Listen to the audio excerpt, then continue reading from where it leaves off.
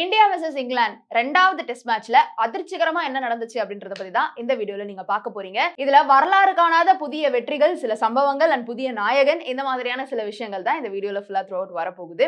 So 5 முக்கியமான விஷயங்கள் இந்த மேட்ச்ல நடந்தது என்ன அப்படின்றத டீடைல்டா பார்க்கலாம். நம்பர் 1 என்ன அப்படின்னு பாத்தீங்கன்னா, இந்தியா 336 ரன்கள் வித்தியாசத்துல வெற்றி பெற்றதுதான். ஃபர்ஸ்ட் மேட்ச்ல இந்தியா தோத்திருந்தாலும் இந்த மேட்ச்ல ஒரு அபரிவிதமான ஒரு வெற்றி அப்படின்னே சொல்லலாம். ஏன்னா இதுல இருக்கக்கூடிய அந்த ரன்ஸ் வித்தியாசம் அப்படின்றது தான் இதை இன்னும் கொஞ்சம் ஸ்பெஷலான ஒரு வெற்றியாவே மாத்திருக்கு. சோ இந்த செகண்ட் டெஸ்ட் மேட்ச்ல இவங்க ஒரு வெற்றியை கொடுத்திருக்கிறதுனால இப்போ இந்த தொடர் சமனாயிருக்கு, 1:1 அப்படின்ற மாதிரி ஆயிருக்கு.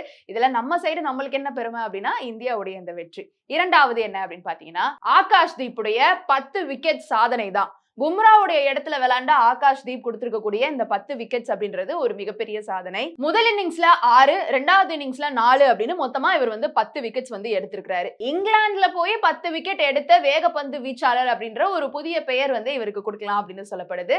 சோ இந்த ஒரு பாயிண்ட்டுமேவும் இங்க இருக்கக்கூடிய ஒரு ஹைலைட். மூன்றாவது, 1014 ரன்கள் இந்தியா எடுத்திருக்கிறது தான் ஒரு மிகப்பெரிய சாதனை. ரெண்டு இன்னிங்ஸையுமே ஒன்னா சேர்த்து போட்டா 1014 ரன்ஸ் நம்ம இந்தியா எடுத்திருக்காங்க. சோ இந்தியா வெளிநாட்டுல போய் எடுத்த ரன்ஸ்ல இது ஒரு மிகப்பெரிய ரன்ஸ் அப்படினே சொல்லலாம்.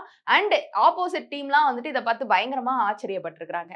நான்காவது, சுப்மன் கில் எடுத்த 430 ரன்கள் தான். இந்தியாவுடைய கேப்டனா Shubman Gill 269 run plus 161 run ரெண்டு இன்னிங்ஸ்லயுமே பிரிச்சு போட்டா இவர் மொத்தமா 430 ரன்ஸ் எடுத்திருக்காரு. இது சுனில் கவாஸ்கருடைய 54 வருட பழைய சாதனையவே பீட் பண்ணிருக்கு. சோ ஒரு சிறந்த தலைமைக்கான அடையாளம் அப்படின்றதே இதை சொல்லலாம்.